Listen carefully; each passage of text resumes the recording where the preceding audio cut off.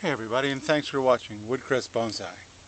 In this video I'm going to continue trimming my Parrot's Beak in ice cream containers. And they're all super healthy, so they've grown like crazy. So I'm going to cut all the excess off the way I've done with the other guys.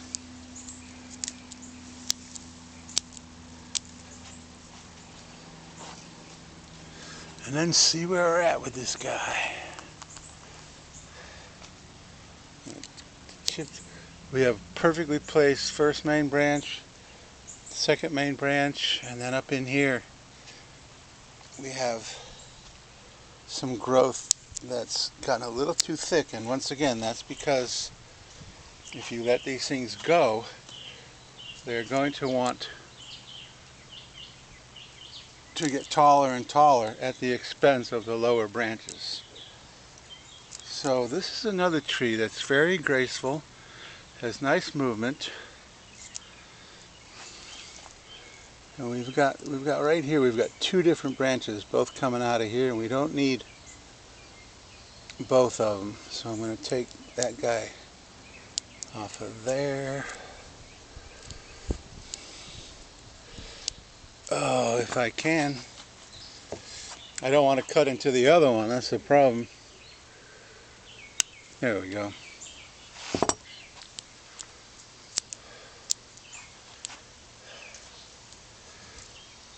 So, that's a pretty nice looking tree. I like the curve, I like the curvature. And it's got a scar here, but that can just become uro. It will heal over sooner or later, but uro, which is spelled U-R-O, is the Japanese term for, what's that machinery? Oh well, so much for taking videos outside. Uro is the Japanese term for a hollow in a trunk that never has healed over. But that will heal over sooner or later. But that's number one. Apologize for the whatever it is they're doing there with the machine. Number two has a water chute. This is a water chute right here. And it's coming straight up. And it could conceivably be a sacrifice branch, but I'm going to take it off. And then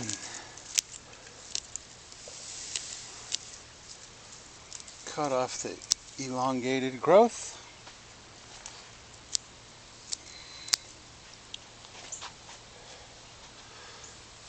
And we have a pretty decent tree here too. I think I'm going to go with my concave cutters. This branch right here is coming straight at us. And if we take that off, that'll clean up the trunk so much. See how that just gives us the trunk line. And on my first main branch I have growth that's also shot up. So I'm going to reduce that even more. And that probably is going to need some wire at some point. Then I have my second main branch, which is actually not coming out of the curve, but we can make it look like it is. But I want to take this one off, and then this will be the second main branch here. I have a very low back branch, which conceivably could be a sacrifice branch. And then other than that, we got nice movement in here. Gonna take this guy off. And here's some that's going against the grain. That was coming from the back, but it was shooting straight forward. And clean up the interior. And there we go. There's another tree with very nice movement. I think it has a very interesting future. So that's number two. I must admit that my ice cream containers have not been holding up. This one here has already started to fall apart.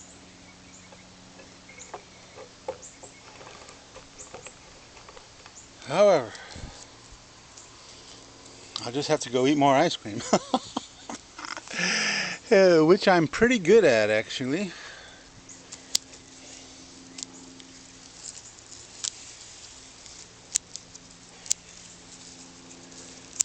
Cut off the excess. And that's a no-brainer, cutting off that excess. Then I can come in and start to look at what it is I want to do with the tree. So, once again, take some leaves off. Is that the front? That could be a front. This is definitely the back, because we've got our back branch here, which could also be reduced. So, I think I'll keep this as the front. This small growth here could become a new leader. The tree would become much straighter, but it would help with taper, because this has a little bit of reverse taper, but we're going to reduce that and keep this as the leader.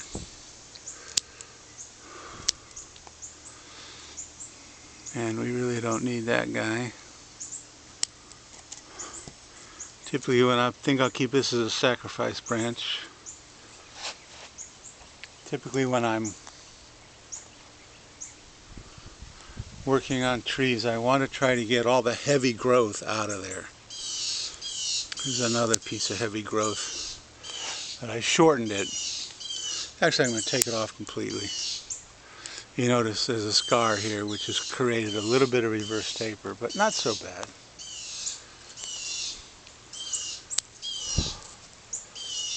So there's number 3.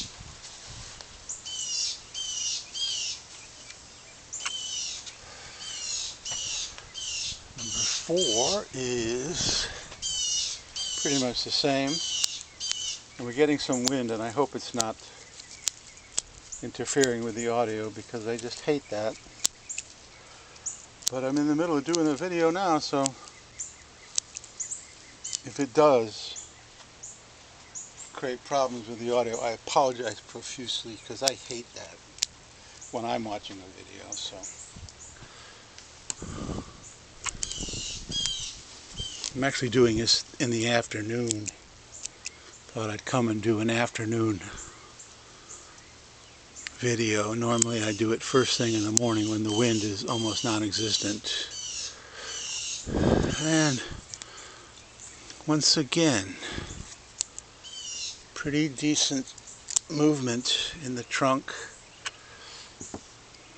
This one definitely needs, oops, I just cracked him, well, and now it's in place.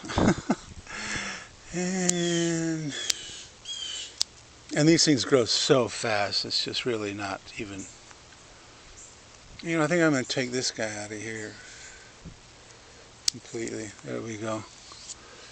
Much nicer movement now. I'm going to make this the leader.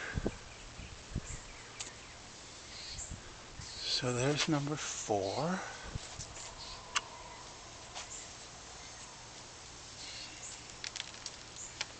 And these guys are still a long way off from being finished trees, so I'm not entirely worried about exact placement of branches and the rest of it. Number 5. All this new growth is just shooting straight at us. And I really think my original plan was to have this as the leader. So I'm just going to take all that off. Shorten it up tremendously, and then shorten this one tremendously. So we don't have much left on this guy. And I think I'm going to shorten this tremendously too, and have this as the leader. This is also very heavy. But I have a leaf that's pointing right here, so I can cut it to there, and the new growth will shoot right out where that leaf is going, because the petiole determines where the new growth is. So this guy got really skinnified. And now this would be a perfect first main branch, but you notice how the growth is shooting straight up. and I have nothing coming horizontal. So if I leave this, that's just going to go straight up. Oh, look at that. Some of the cuttings have stuck to the background. So this guy has some decision making in the future on what to do, but skeletonize it pretty well. Have a sacrifice branch here. And you notice they're all very similar because they were all taken as cuttings at the same time. They were all removed from the cutting bed at the same time, and they were all put into their training pots in quotes. Although the ice cream containers work for me. They don't last that long, but they're the perfect size for like an oval bonsai pot. So to grow shohin, why not, right? I'm just going to throw them out anyway. So there is number 5. So which one is my favorite? Oh, I don't know. I don't think I have a favorite. Let's just put number 1 back here. So that's it for this video. If you like this video, please give me a thumbs up. And I know I'm, doing 2, 3, 4 videos all on the same plants, same process, which could get boring, but I'm really hoping that once we go to 2 years, 3 years of watching the guys' development, you'll be able to come back to these videos and say, wow, look at that in the beginning. And then you'll be able to see the finished tree 2, 3 years from now. So that's what I'm doing right now. So if you're thinking, man, he's doing the same thing over and over and over, it is true. But then we'll have a record of each tree, and then we can look back once we get to the finished product. So that's really why I'm doing this. So I appreciate you watching. If you like this video, please give me a thumbs up, subscribe, and every time I drop a new video, you'll be notified. So the next time I work on these, you'll be able to see the progress.